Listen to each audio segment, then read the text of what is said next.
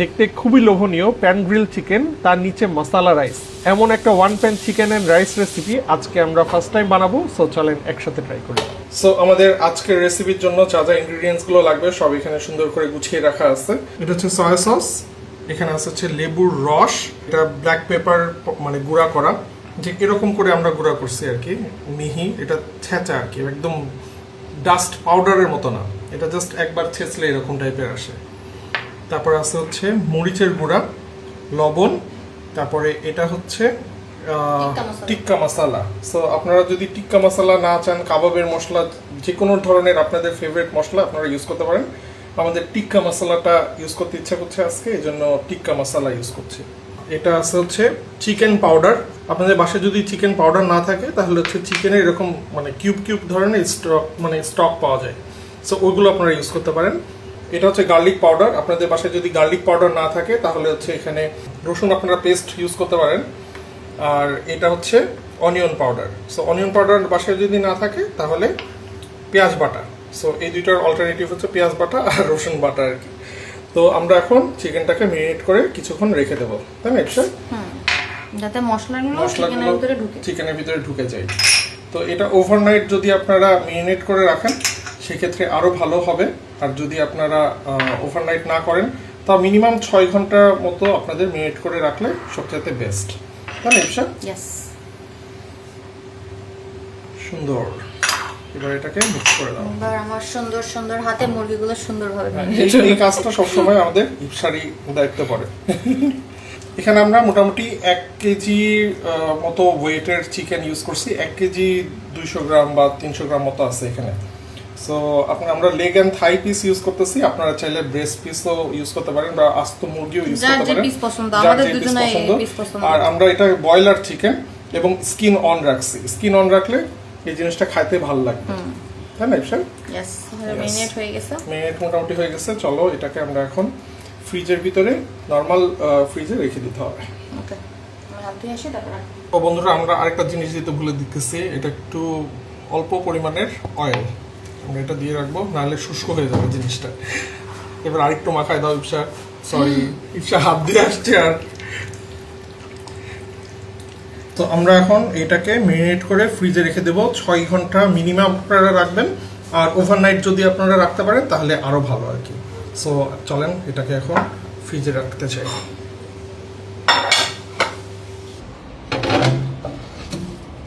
আর আমার পিছনে যে ফ্রিজটা এখন দেখতে পাচ্ছেন এটা হচ্ছে ওয়ালটনের নতুন একটা ফ্রিজ, যেটা ইউরোপিয়ান ডিজাইনে তৈরি। মানে হচ্ছে উপরের দিকে আপনার নর্মাল ফ্রিজ আর নিচের দিকে ডিপ ফ্রিজ।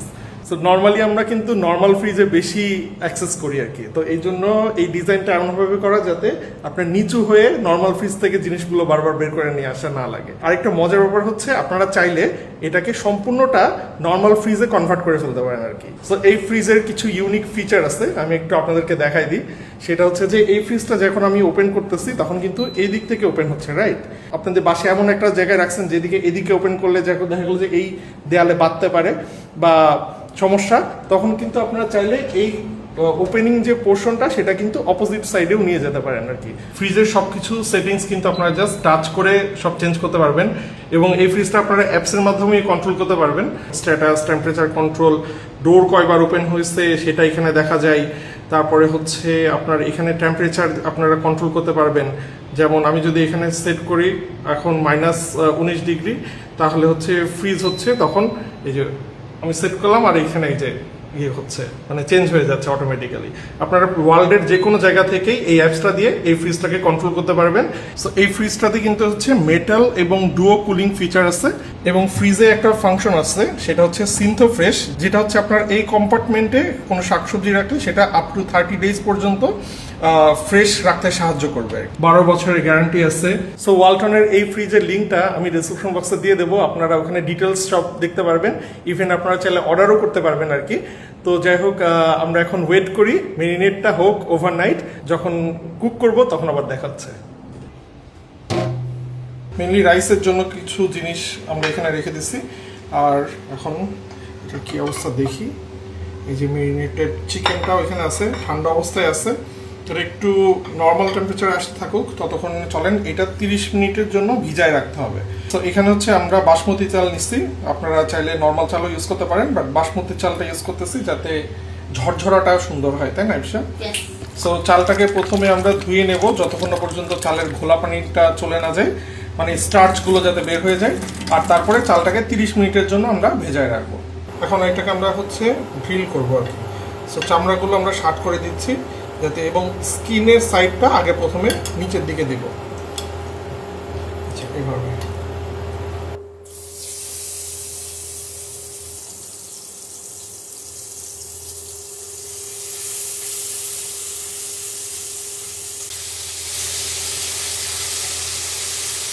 আমরা অ্যাকচুয়ালি চাচ্ছি হচ্ছে চামড়াতে একটা সিজল টাইপের হইতে আর কি। তো আমরা এটাকে নাড়বো না, জাস্ট 2 মিনিট এভাবে রাখবো, বা 2 থেকে 3 মিনিট, তারপরে আবার ফ্লিপ করে দেবো একবার।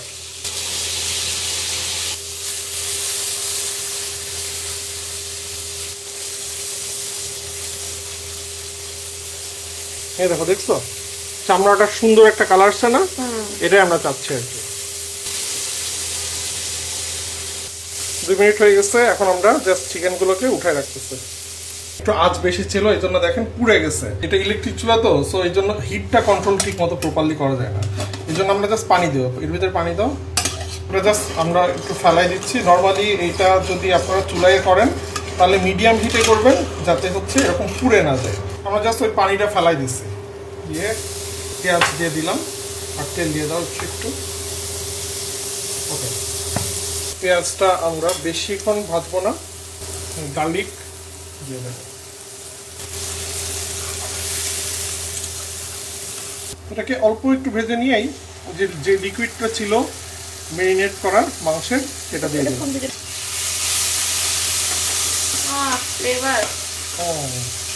না, আমরা যে মশলাটা ইউজ করছিলাম, যে টিক্কা মশলা, সেই টিক্কা মশলাটা এখন একটু দিয়ে দিচ্ছি। আর এটা হচ্ছে চিকেন পাউডার, আর চিকেন পাউডার আপনাদের বাসায় না থাকলে ওই যে চিকেন স্টক যে কিউবগুলো পাওয়া যায় সেটা ইউজ করবেন। যে কোনো দোকানে গেলে ওই স্টকের কিউবগুলো পাবেন আর কি, খুব ইজিলি। তো এটাকে এখন লো হিটে হালকা একটু মানে কুক করে নেবো, হালকা হিট। কালারটা সেই আসতেছে। আর আপনারা চাইলে কিন্তু এখানে টিক্কা মশলা বাদেও আপনাদের পছন্দের ইচ্ছা মতো মশলা, মানে যে কোনো কাবাব মশলা অথবা যে মশলা আপনাদের ভালো লাগে সেই মশলার মিক্সটা ইউজ করবেন আর কি। আমাদের টিক্কা মশলার মিক্স ভালো লাগে, এই জন্য আমরা ওইটা ইউজ করতেছি। সো এখন আমরা যেটা করব, চালগুলো দিয়ে দেবো। 30 মিনিট ভেজে রাখছিলাম, সেই চালগুলোটা দিয়ে এটাকে একটু কিছুক্ষণ, অল্প কিছুক্ষণ ভাজবো। এটা সবচেয়ে বেস্ট হয় হচ্ছে গ্যাসের চুলায়, কারণ হচ্ছে গ্যাসের চুলায় তাপগুলো খুব ইজিলি কন্ট্রোল করা যায়। গ্যাস তো থাকে না। হ্যাঁ, কিন্তু আমাদের বাসায় গ্যাসের লাইনের খুবই বাজে অবস্থা, এটারই হিট অনেক ভালো, এই জন্য এখন এগুলোতেই করা লাগতেছে। খুব বেশি ভাজা লাগবে না, জাস্ট পানিটা শুকাই গেলেই হবে আর কি। শুকানো যাওয়ার পরে জাস্ট 2 মিনিট হালকা হালকা হিটে। তো এখন এর ভিতরে আমরা পানি দিয়ে দেবো সিদ্ধ করার জন্য, জাস্ট পানি। এখানে আমরা চাল ইউজ করছি হচ্ছে 1 কাপ, সো আমরা পানি দিচ্ছি 2 কাপ। যতটুকু চাল তার ডাবল গরম পানি। আমরা এখানে গরম পানি ইউজ করতেছি, আপনারাও গরম পানি ইউজ করেন, তাহলে রান্নার প্রসেসটা চলমান থাকে, না হলে রান্নাটা থেমে যায়, আবার নতুন করে শুরু হয়। হ্যাঁ, তো এখন এটা জাস্ট একদম মিশাই দিতে হবে সুন্দর করে। তো লবণটা দিয়ে মিক্স করে দেখবেন যে লবণ কতটুকু লাগে, ততটুকু লবণ দিয়ে দেবেন এর ভিতরে। এই সময় এটা টেস্ট করবেন কি করে, জাস্ট উপর থেকে হালকা একটু পানিটা টেস্ট করলে বুঝবেন যে লবণ হয়েছে কিনা। আমাদের যে চিকেন পাউডারটা ইউজ করছি না, ওই চিকেন পাউডারে কিন্তু লবণ অলরেডি থাকে, এই জন্য লবণটা দিয়ে টেস্ট করে তারপরে করবেন। লবণ যতটুকু লাগবে মনে হবে তার থেকে একটু কমই লাগবে, কারণ চিকেন পাউডার ইউজ করলে। পানিটা হালকা একটু শুকাই যাওয়া পর্যন্ত আমরা একটু ঢেকে দেবো এটা। সো আমাদের মোটামুটি 2 মিনিট হয়ে গেছে। এখন দেখেন পানি এই যে মোটামুটি একটু শুকায় আসছে। আমরা ডিরেক্ট সাথে হিট না লাগে এই জন্য আমরা এটা দিয়ে দেবো এখন। বাবা, এটা সবার পাশে টুকটাক থাকে, টুকটাক যারা থাকে, দম দেয় রাইট। বিরিয়ানি। আমরা এখন এই চিকেনগুলো এর উপরে দিয়ে দেবো, জাস্ট যত ঝোল আছে সব দিয়ে দিলাম। এখন আমরা একদম লোয়েস্ট হিটে এটাকে ভাপে, মানে পানি শুকায় যাওয়া পর্যন্ত এটাকে মোটামুটি 20 মিনিটের মতো রান্না করতে হবে।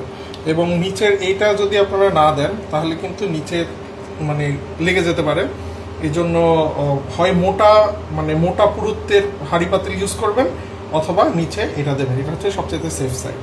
আমাদের চিকেনটা কিন্তু এর আগে সম্পূর্ণ কুক হয় নাই, সো আমরা দমে থেকেই কিন্তু চিকেনটা আস্তে আস্তে আস্তে আস্তে কুক হয়ে যাবে। আমাদের 20 মিনিট মোটামুটি শেষ হয়ে গেছে। এখন এসে আমরা এটা মানে যে হিটটা সেটা বন্ধ করে দিচ্ছি। সো এরকম অবস্থায় আরও 10 মিনিট আমরা দমে দিয়ে রেখে দেবো, তারপরে এটাকে ওপেন করবো আর কি। মনে হচ্ছে যে মানে পানিগুলো শুকিয়ে গেছে উপর থেকে দেখে মনে হচ্ছে। সো আর 10 মিনিট পরে আমরা জাস্ট এরকম রেখে দিয়ে 10 মিনিট পরে উঠাই দেখি কি অবস্থা। আরও 10 মিনিট পরে ওয়াও, পেঁয়াজের কলি কেটে রেখে দিচ্ছিলাম, এটা এখন এর ভিতরে দিয়ে দেব। খুবই ইজি রেসিপি। দেখার বিষয় যে নিচের পোর্শন রাইস ঠিক মতো কুক হয়েছে কিনা। এই দেখো রাইস সুন্দর কুকড। দমে ছিল না? হ্যাঁ হ্যাঁ দমে ছিল। সো আমরা চলো এটা এখন আর নিচে পুরিও নাই খাওয়া দাওয়া করি। হ্যাঁ, ওইটা না দিলে এটা নিচে পুড়ে যাওয়ার পসিবিলিটিস থাকবে, তাই না ইপসা? সবকিছু সব সাইডে সুন্দর হয়ে গেছে, নিচেও পড়ে নাই, ঝরঝরা হয়েছে। এটাকে মোটামুটি আর একটু যদি আপনারা 10-15 মিনিট এরকম অবস্থায় রেখে দেন, তাহলে এই যে ভেজা ভেজাটা অংশটা দেখতেছেন এটাও থাকবে না, মানে এটা আরো ড্রাই হয়ে গেলে তখন আরো শুষ্ক হয়ে যাবে। সো আপনাদের ইচ্ছা, এখন এই অবস্থায় আপনারা খেয়ে ফেলতে পারেন, অথবা আরো 5-10 মিনিট এই অবস্থায় রেখে দিতে পারেন, দমে রাখতে পারেন আর কি। বাট আমরা এখন খেয়ে নেবো, চলো। চিকেনের ভিতরে কি কুক হয়েছে? একদম কুক পারফেক্ট। পারফেক্ট। ওয়াও, নরম। আচ্ছা, ওয়াও, খুবই মজা। আমি এই টাইপের রেসিপি অনেক অনলাইনে দেখছি। স্কিন গুলো কি সুন্দর সফট আর একদম মজা জুসি আছে। আছে। আর রসুন গুলো দেখো, এটা গলে যাইতেছে। আর আমার আবার সবকিছু একটু পেঁয়াজ দেখাতে ভালো লাগে বিরিয়ানিতে। পেঁয়াজ নিয়ে আসছিলাম। তো একদম সৌদি টাইপের লাগছে। সৌদি আরবের। সো কোনটা কি পরিমাণে লাগবে সেটা ডেসক্রিপশন বক্সে আমি লিখে দেবো। 20 মিনিট দমে দিয়ে রাখছিলাম, তারপরে আবার 10 মিনিট ওয়েট করছি।